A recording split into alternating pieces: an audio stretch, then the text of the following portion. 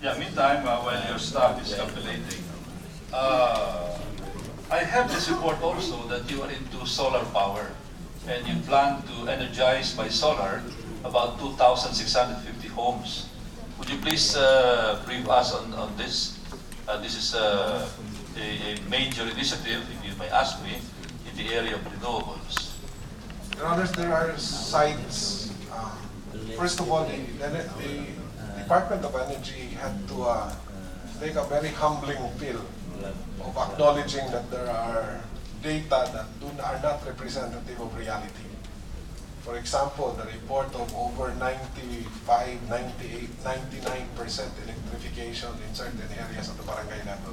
So there are areas, Your Honor, that are too far away. Yeah, because one light bulb in the barangay is already considered electrification. Yes, Your Honor. In the old DOE report. That's why we are changing that, Your Honor, and we're now reporting that actually at the city level we're only at a little over 61% electrified. So there's a lot more to do, which is the justification for the CTO electrification that we have now been submitting to BBM. So those areas, Your Honor, that are too far from the grid, that are clearly too challenging to connect to the grid, those CTOs, we're already putting together this model. There is a funding and there is an assistance from the World Bank and the ADB on this. The original model, Your Honor, was to install one solar panel in one house plus one battery to let it run. The sustainability, Your Honor, is a problem because sometimes the owners decide to sell the batteries when they are in financial need. And when you no longer have the battery, your solar panel is useless. So they end up selling the solar panel. The other challenge to sustainability is what happens after 2 years when the battery is no longer functioning. So the model that we are now looking is working with the electric cooperative and trying to create a mini grid using solar within a specific area to ensure the continuous repairs and maintenance of the facilities. Because this program is not new, Your Honor, this has been around for several years. But our problem is those that were installed a few years ago are no longer there. So we need to change the model. So the target of 2,500 is really to look for clusters and then put the solar panels in clusters and charging the batteries and being able to sustain it. Now, if the houses are too far apart, they may not be in clusters, but the mechanism or the operating model of how to maintain it, instead of giving the owner the amount and letting him maintain it, we're looking at the possibility of paying a monthly fee, which is accumulated and saved in anticipation of the cost of replacing the battery or the maintenance cost.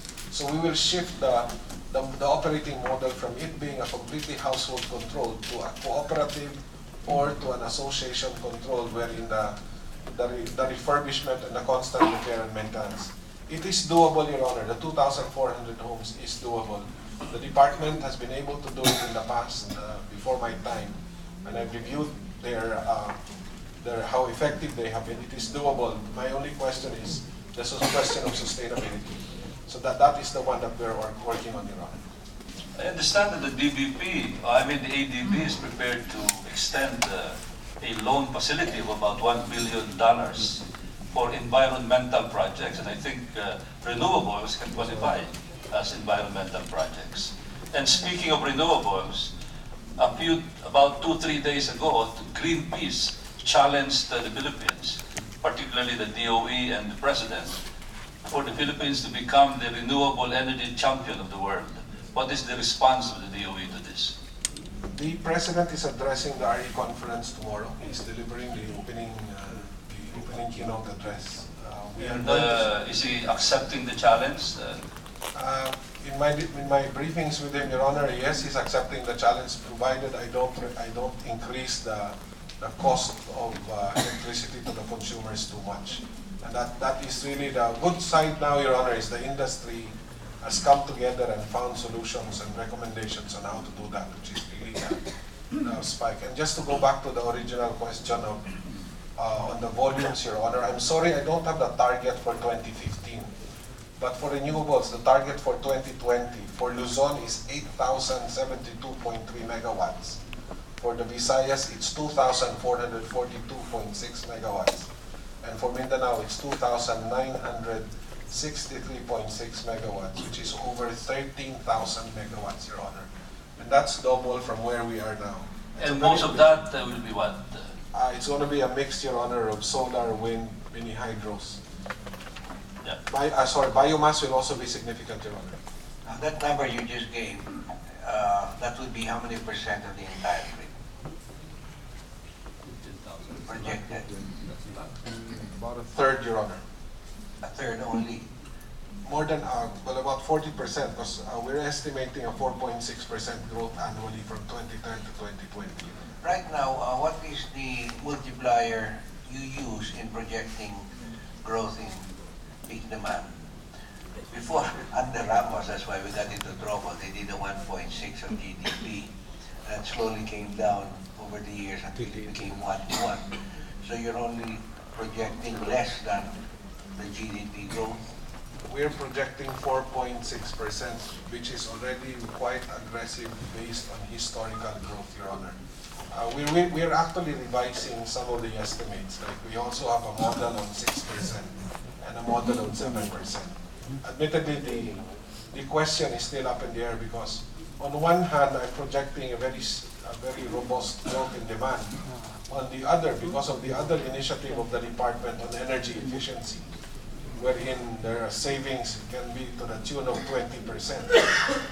Some of the minds that are working on the projections, particularly the proponents of energy efficiency, are saying no, the growth in demand will actually be tapered by the increased efficiencies that will happen because of CFL or LED Maybe lighting. we have, so that we don't waste your time now and the committee's time, may we have some projections on that? And we'd like to see, go ahead and do your offsets on the increased efficiency.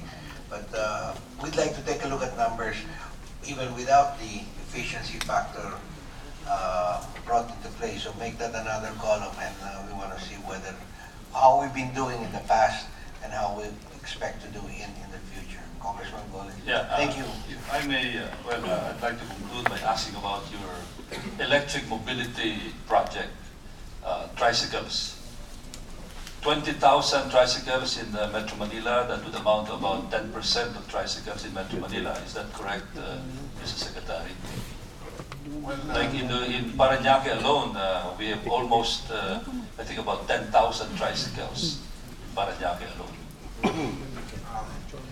Now that is of interest to me because you're addressing not only air pollution, but also noise pollution.